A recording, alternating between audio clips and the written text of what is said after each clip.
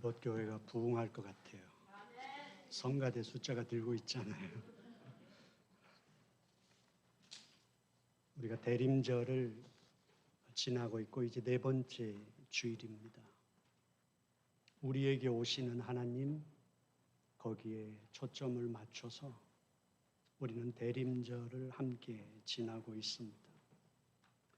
이제 마지막 대림절 주일, 오늘 절망을 대적하다라는 제목을 거창하게 붙여봤습니다.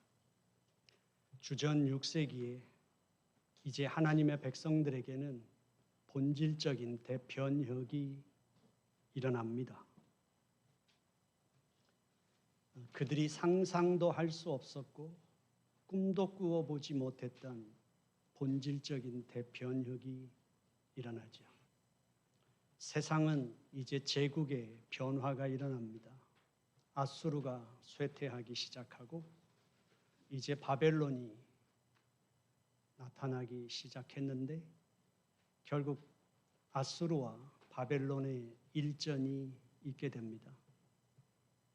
아수르는 애굽의 도움을 청하게 되고 애굽의 도움을 청해서 바벨론과의 전쟁 일전을 치르고자 하지만 이제 요시야 왕이 그 애굽이 가는 그 길목을 자르려고 합니다. 아주 훌륭했던 왕이었지만 39살의 나이에 그는 전쟁터에서 죽습니다.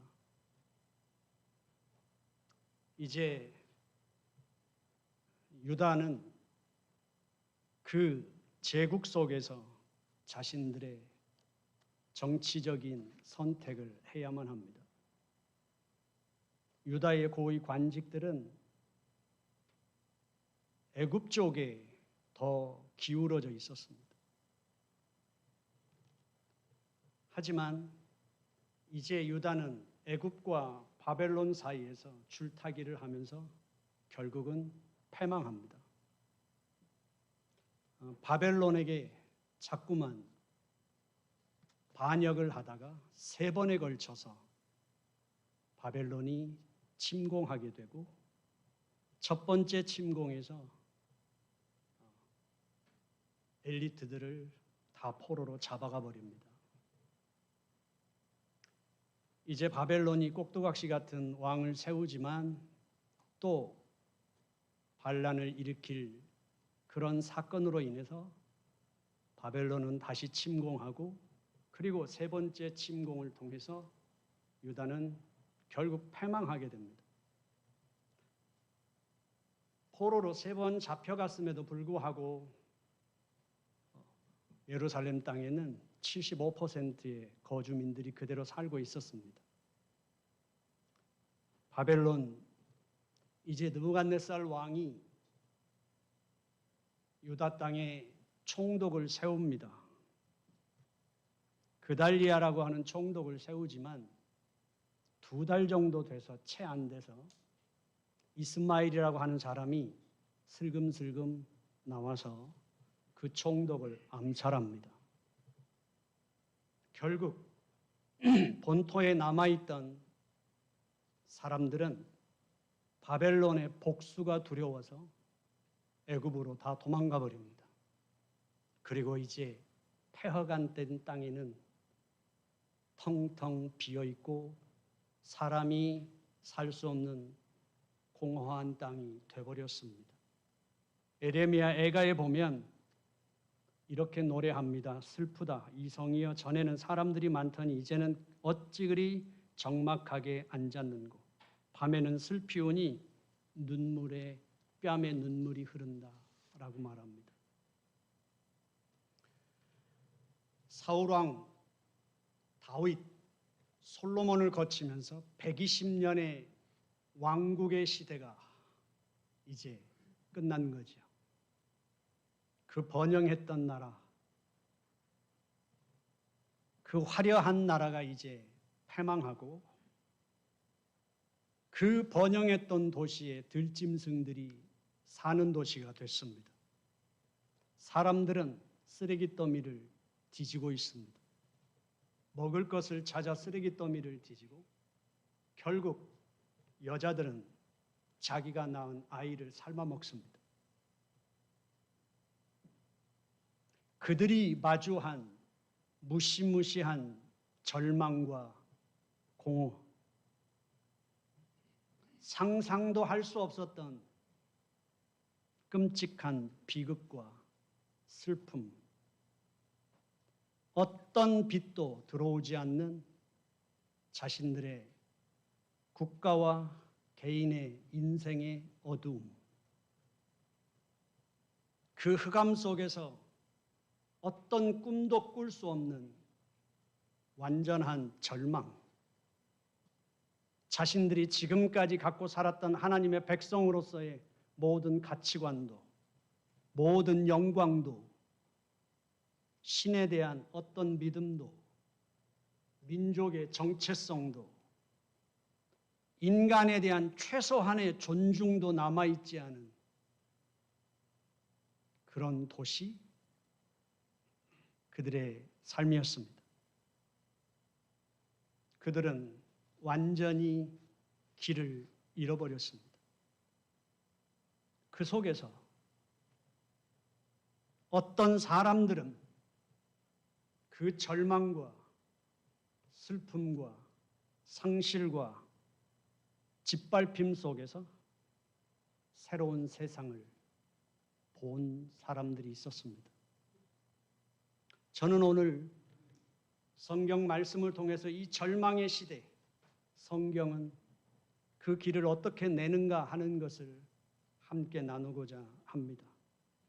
하나님께서 그 흑암의 절망 가운데서 하나님의 그분의 말씀을 에레미야에게 넣어주십니다. 여호와의 말씀이 내게 임했다 라고 말합니다. 지금 우리들이 성경 공부하는 것, 예배 시간에 설교 듣는 것, 내가 성경을 읽는 것, 학교 가서 학생들이 공부하는 그런 어떤 것 말씀을 들었다, 말씀을 받았다는 뜻이 아닙니다. 에레미야에겐 하나님 체험이었고 그의 삶은 전복되었습니다. 하나님의 말씀이 에레미야에게 임했더니 그의 심장을 타고 들어왔더니 에레미야는 이제 지금까지 자신 한 개인의 자신의 정체성도, 자신의 가치관도, 자신의 삶의 의지도, 삶의 방향도 이제 더 이상 자기 것이 아니었습니다. 하나님, 그분이 그를 통치하십니다. 에레미야는 이렇게 씁니다. 1장 5절에서 내가 너를 모태에서 짓기 전에 너를 알았고 네가 태에서 나오기 전에 너를 성별하였다. 에레미야가 하나님의 말씀을 받고 그게 어떤 건지 그 느낌을 지금 설명하는 겁니다. 주어가 바뀌어버렸습니다. 내가 너를 이 세상에서 가능성조차 없을 때도 내가 너를 알았고 너의 부모가 너를 임신하였을 때, 태중에 있을 때 이 물리적인 세상에 나오기 전부터 내가 너를 선택했으며 내가 너를 성별하였다. 하나님께서 그렇게 말씀하셨고 에레미야는 하나님께서 말씀을 넣어주실 때 그 하나님 체험을 확실하게 기록하고 있는 것입니다. 우리가 구원받는다는 것, 사명을 깨닫는다는 것, 하나님의 부름을 받는다는 것, 바로 이것입니다. 우리의 근본적인 인식의 변화이죠. 어느 순간 내 심장을 뚫고 들어오시는 그분의 말씀이 나로 하여금 한 번도 상상해 보지 못한 나의 모든 주권이 상실되고 나의 존재가 완전히 뒤집어지는 사건을 경험하게 되는 것이죠. 그제서야 우리는 두 번째 태어날 때 확실하게 압니다. 나된 정체성을 확실하게 깨닫게 되죠.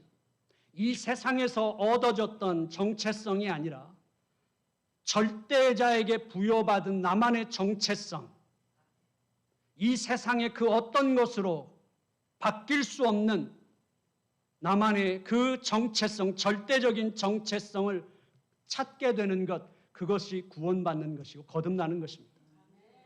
그리고 그 사건이 있은 후에 내가 새롭게 보여지는 그 눈 속에서 나의 숨쉬고 살아가는 모든 삶의 여정이 온 우주 만물을 지으시고 그것을 유지하시며 통치하시고 완성해 가시는 그 하나님의 섭리 속에 내가 들어있는 나의 존재의 그 귀중함을 우리는 깨닫는 것, 그것이 우리의 사명이겠죠. 거기서부터 우리는 새로운 삶이 시작됩니다. 예레미야는 이렇게 말합니다. 보라, 네가 그것들을 뽑고 파괴하며 파멸하고 넘어뜨리며 건설하고 심게 하였느니라. 하나님이 예레미야의 심장 속에 말씀을 넣어주시고 그가 이 땅에 왜 존재하게 되기 위해서 이 세상에 존재하기도 전에 이미 알아봤고 태중에서 복중에서부터 선택하시고 성별하셨는지를 말씀하고 계시는 것이죠. 그는 국가가 패하고 민족이 흩어지고 하나님의 성전이 파괴되는 그것을 눈으로 목격하게 되죠. 3번의 전쟁을 통해서 유다가 멸망해 가는 것을 눈으로 목격합니다. 그러면서도 그는 포로로 끌려가지 않습니다. 3번 다 고국에 남습니다. 왜냐하면 정치인들은 애굽에 손을 대 정치적인 결탁을 하기를 원했지만 예레미야는 계속해서 아니다. 바벨론이 승리한다는 걸 예언합니다. 결국 유다는 바벨론에 패망하지만 그 예언의 과정 속에서 정치인들은 그 예레미야를 진흙이 차 있는 웅덩이에 집어던져 죽이려고 합니다. 왕의 특명으로 그가 목숨은 건지지만 그러나 그는 또 거짓 선지자들과 끊임없이 전쟁을 할 수밖에 없었습니다. 그는 결혼도 할 수 없었고 그는 자녀를 낳을 수도 없었고 그는 가정을 꾸릴 수도 없었습니다. 결국 그는 끝없이 하나님의 부르심을 받은 선지자로서의 삶을 통해서 마지막에는 애굽으로 끌려가 거기서 죽습니다. 어찌 보면 하나님 앞에 붙잡힌 예레미야의 운명은 자신들이 친히 전쟁에 짓밟히며 죽어갔던 민족의 고통보다 자신이 친히 목격했던 폐허가 되는 그 성지였던 예루살렘의 그 파괴를 보는 것보다 더 고통스러운 형벌처럼 느껴졌을 거라는 사실이죠. 그래서 그는 자신도 예언자의 삶을 원하지 않았습니다. 그런데 그가 자신도 같은 동족으로서 같은 동족의 파멸을 예언하고 선언할 때마다 자신도 괴롭고 도전을 받고 같은 동족끼리 끝없이 논쟁하고 전쟁을 하듯이 투쟁적인 삶을 사는 것도 힘들었습니다. 그런데 자신이 입을 닫고자 더 이상 하지 말자. 내가 더 이상은 말하지 않아야지. 그렇게 마음을 먹으면 먹을수록 입을 닫고 혀를 깨물며 옥물으면 옥물을수록 그의 심장은 불붙는 것 같았다고 말합니다. 뼈에 불붙는 것 같아서 그 고통이 더 고통스러워서 그는 말할 수밖에 없었습니다.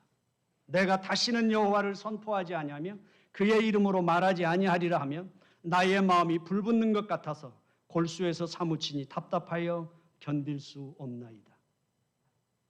내가 이를 악물고 내 동족에게 더 이상은 말하지 말아야지. 입을 악물으면 악물을수록 살이 찢기는 것 같은 고통, 뼈가 어긋나는 것 같은 그 고통을 견딜 수 없어서 결국은 말했다고 말합니다. 무슨 말일까요? 그것은 하나님의 고통이었습니다. 하나님은 그들과 함께 수모를 당했고 그들과 함께 노예로 추방당하고 그들처럼 버림받으셨다는 거죠. 에레미야는 자기의 시대를 받아들일 수밖에 없었고 자기의 온몸으로 그것을 받아들이고 고통했습니다. 그리고 그는 울부짖습니다. 슬프고 아프다. 내 마음속이 아프고 내 마음이 답답하다.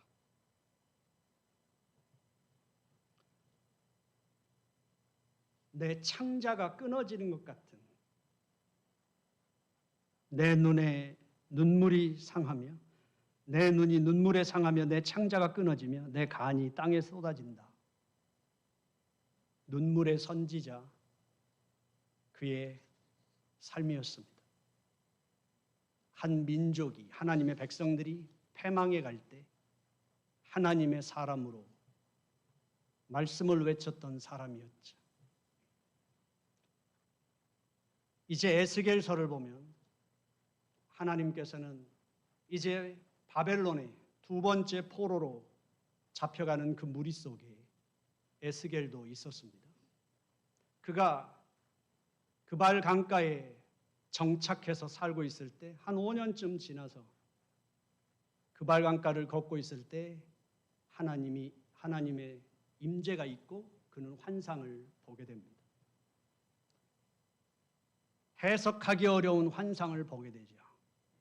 강한 바람이 북쪽으로부터 강풍이 불어오면서 설명하기 힘들 만큼의 강풍이 불어오며 천둥이 치고 번개가 칩니다.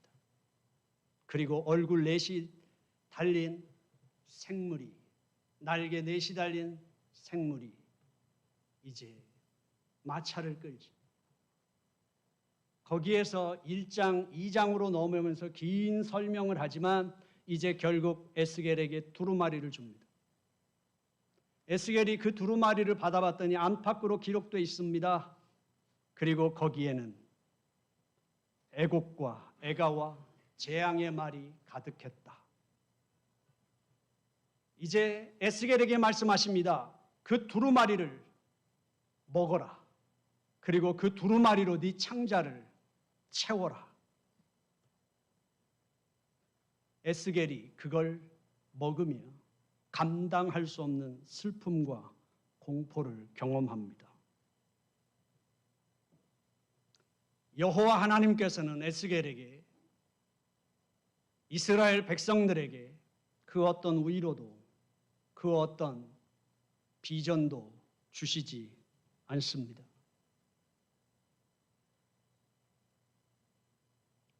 그런데 그발 강가에 살고 있던 5년이나 살고 있던 에스겔에게 여호와의 환상은 어떤 의미일까요?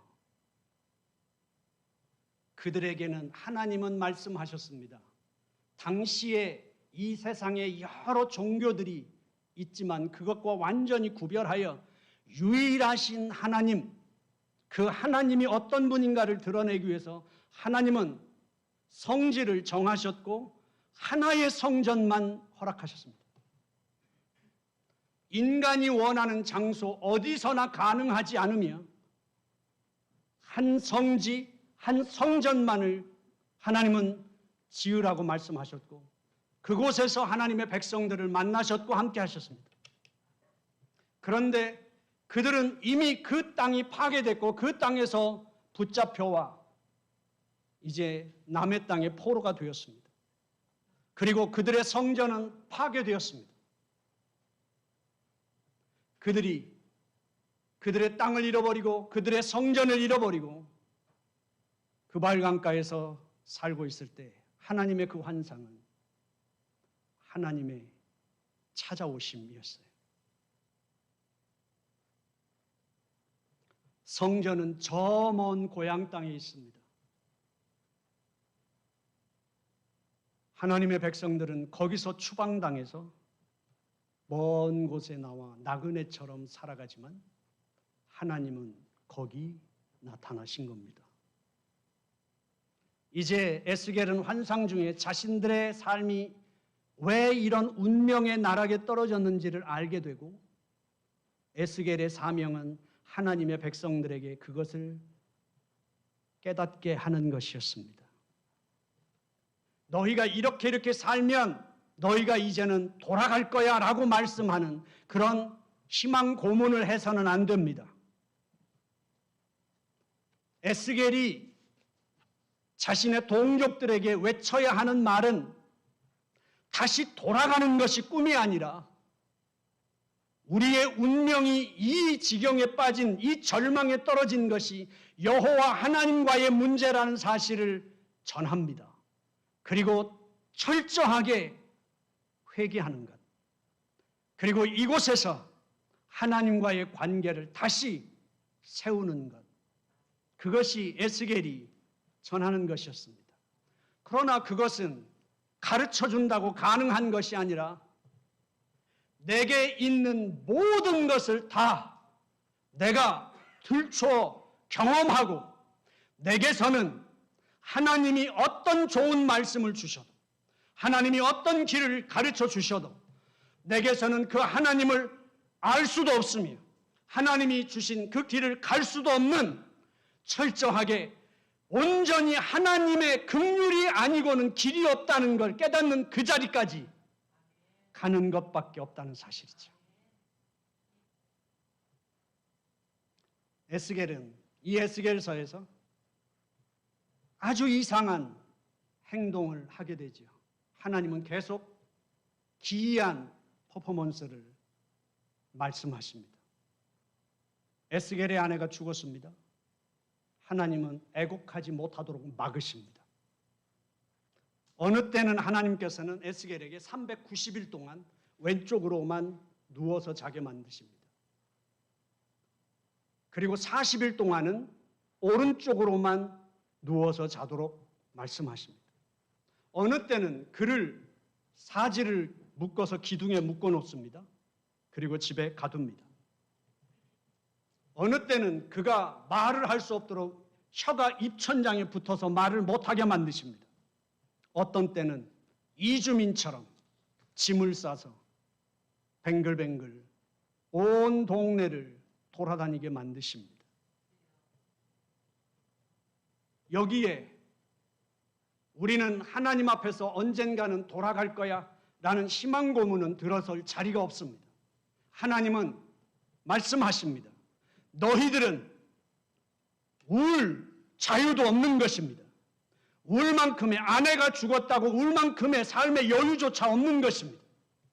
우리가 처한 운명, 우리의 전적인 무능력, 이 삶의 절망 가운데서 아무리 노력해도 아무리 우리가 힘을 합쳐도 빠져나올 수 없는 우리의 운명을 철저하게 마주하는 순간이 되기 전까지 이제 유다가 멸망하기 얼마 전에 다시 환상을 봅니다. 하나님 여호와의 전차가 유다에서 떠나는 환상을 보게 됩니다. 그리고 에스겔은 이제 성전을 돌아보도록 하나님이 인도하시죠. 거기에서 에스겔은 경험합니다. 왜 패망할 수밖에 없었는지. 여호와의 성전을 곳곳을 돌아다니는데 성전의 벽마다 우상의 신들의 그림이 벽화에 그려져 있는 것입니다. 성벽에는 요동치는 뱀이 그려져 있고 역겨운 짐승들이 거기에 채워져 있습니다. 더러운 의식이 행해졌던 흔적들이 있고 제사장들은 은밀하고 추악한 이방 종교의 성행위가 성전에서 행해졌고 다른 방에서는 여인들이 식물의 신을 섬기고 있고 여호와가 거하시는 지성소에는 등을 돌린 채 태양신을 섬기는 모든 것들이 거기서 에스겔은 다 보게 됩니다. 그러므로 내가 그들을 불쌍히 여기지 아니하며 긍휼을 베풀지 아니하고 그들의 행위대로 그들의 머리에 갚으리라. 그들이 무너질 수밖에 없는 그들의 세계, 그것을 에스겔은 다 보게 됩니다. 그리고 환상의 끝에서 여호와의 마차가 유다를 떠나는 걸 보게 되죠. 여호와의 영광이 성전 문지방을 떠났다 말합니다. 여호와의 신성한 도시, 여호와의 성전이, 그 거룩한 유일한 성전이 파괴됩니다. 하나님의 영광은 떠났습니다. 그들이 한 번도 상상할 수 없는 그들의 신앙의 전복이 일어나는 거죠. 예언서를 읽을 때 조심해야 되는 건 예언서는 이러한 부패한 세상 속에서 탁월한 하나님의 사람이 하나님의 백성들을 깨우는 위대한 인물에 대한 기록이 아니라는 사실입니다. 하나님께서 사람을 선택하사 당신의 뜻을 밝히시며 당신의 마음을 알리시는 것입니다. 그러므로 오늘 예레미야의 창자가 끊어지는 그 고통, 에스겔의 감당할 수 없는 미친 것 같은 기이한 그 행동들, 그것은 고통하시고 절규하시며, 아니 자식을 처음에는 설득하고 자식을 책망하다가 결국에는 자식의 손을 붙잡고 애원하고 있는 부모처럼 하나님의 그 모습을 지금 드러내고 계시다는 사실입니다. 하나님은 추상적인 개념으로 우리가 갖고 있는 것처럼 그런 것이 아니고 그런 분도 아닙니다. 하나님은 체휼하시는 하나님이시며 살과 뼈가 있고 피가 흐르는 하나님으로 우리에게 살아오신다는 사실입니다. 하나님께서는 바로 그 하나님의 가슴 속으로 우리를 부르십니다. 우리 인간 한 사람 한 사람, 아니 인류의 삶 속에 들어오신 하나님, 그 하나님은 우리와 같이 함께 체휼하시며 함께 거하시고 함께 동행하시는 하나님이시라는 사실이죠. 사람이 이 세상에 태어나 울고 웃으며 사랑하고 아파 늙어 병들어 죽는 그 인생 속에 하나님은 함께 계십니다. 예언자들을 통해서 우리가 만나는 하나님, 그 하나님은 우리 가운데 함께 하시는 하나님입니다. 이 2025년 성탄절, 저는 이 대림절 4주 동안 우리 가운데 오시는 그 하나님, 지금 이 시대에 우리 그리스도인들에게 교회에 가장 필요한 건 무엇일까요? 그것은 딱딱한 하나님의 말씀에 대한 지식이 아니라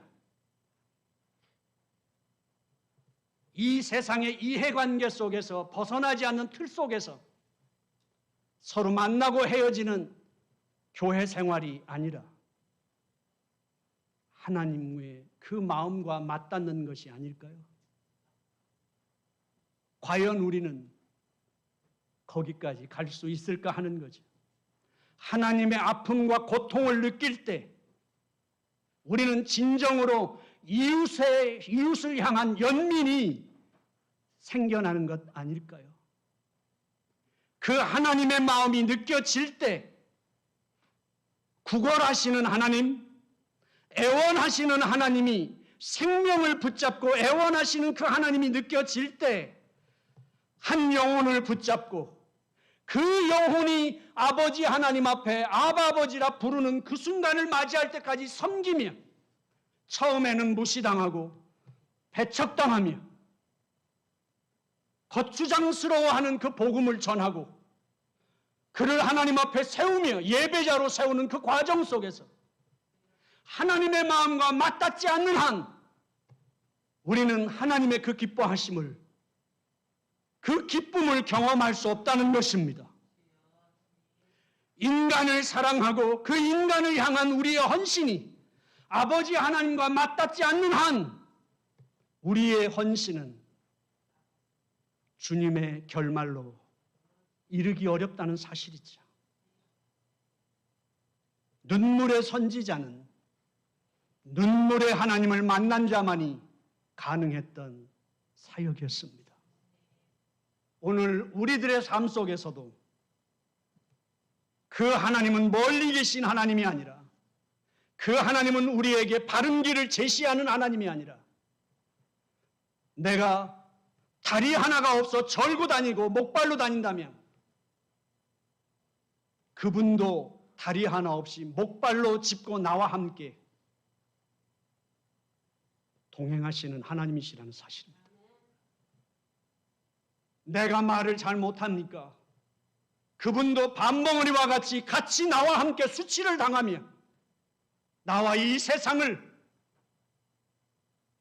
거칠게 살아가시는 하나님이시라는 사실이죠.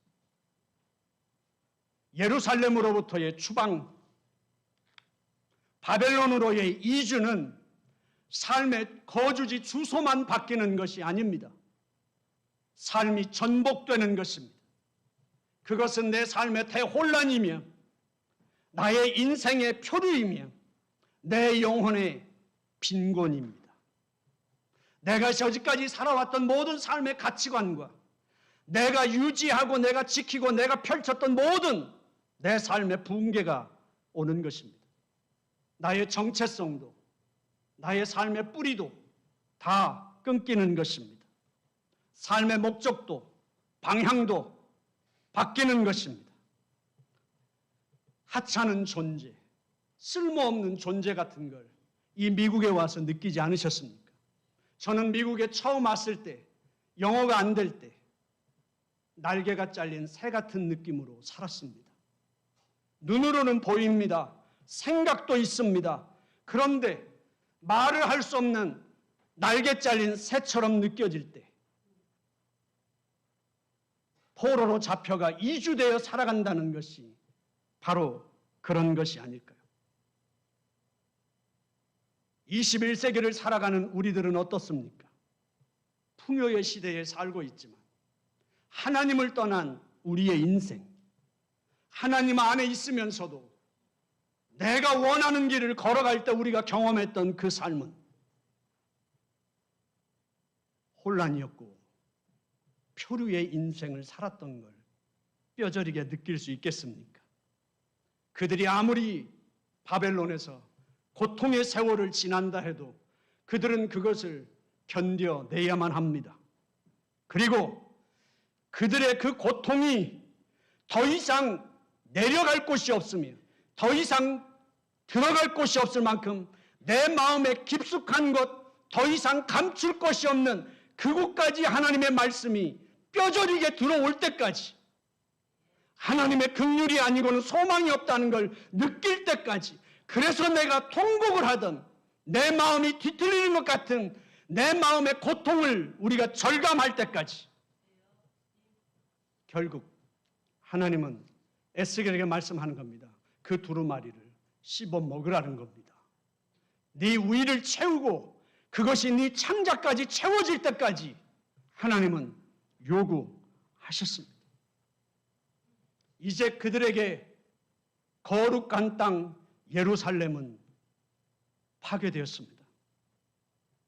그리고 그들에게 그 찬란했던 유일한 성전도 파괴되었습니다. 여호와의 영광은 그 예루살렘에서 떠나갔습니다. 그러나 하나님은 이국 땅, 하나님 그분의 백성들이 있는 곳으로 오셨습니다. 하나님과 이스라엘은 새롭게 시작할 것입니다. 하나님의 계약은 이제 돌판에 새겨지는 것이 아니라 뼛속까지 그 하나님의 마음으로 채워진 그들의 심령 속에 하나님께서는 그 심령 속에 하나님의 언약을 새기실 것입니다. 이제 눈에 보이는 성전은 파괴됐습니다. 그러나 하나님께서는 각자의 심령 속에 그분이 거하시며 이제 한 사람 한 사람이 하나님의 성전이 될 것입니다. 시간과 장소의 제한을 받던 그 예루살렘의 성전이 아니라 이제는 우리가 존재하는 모든 것이 거룩한 성전이 될 것입니다. 그리고 여호와의 그 가슴이 이 세상에 흐르게 될 것입니다. 이제 우리는 어느 곳으로 가야 하는 것이 아니라 어느 곳을 중심 삼아야 되는 것이 아니라 우리가 존재하는 곳이 하나님이 함께 현존하는 곳이라는 사실이죠. 에스겔은 괴로웠습니다. 에스겔은 고통스러웠습니다. 정신병자 같았습니다. 그의 눈에 뼈들로 가득한 계곡이 보였습니다. 이국 땅으로 추방당한 하나님의 백성들, 그 백성들이 기어이 살아가고 있는 그들이 에스겔의 눈에는 살도 심줄도 아무것도 없는 뼈들처럼 생명을 잃은 뼈들처럼 보였습니다.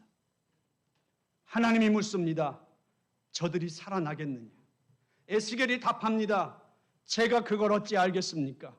제가 그것을 어찌 할 수 있겠습니까? 하나님만이 아시지 않습니까? 그래, 내 말을 그대로 명령해라. 결국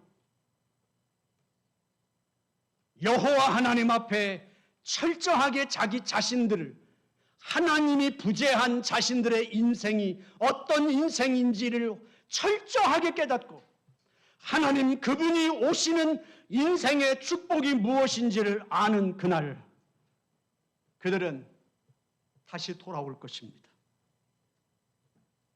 고통을 소화하고 자신의 책임을 인정하고 우리의 심장이 부서지는 고통 속에서 하나님 앞에 회개할 때 우리는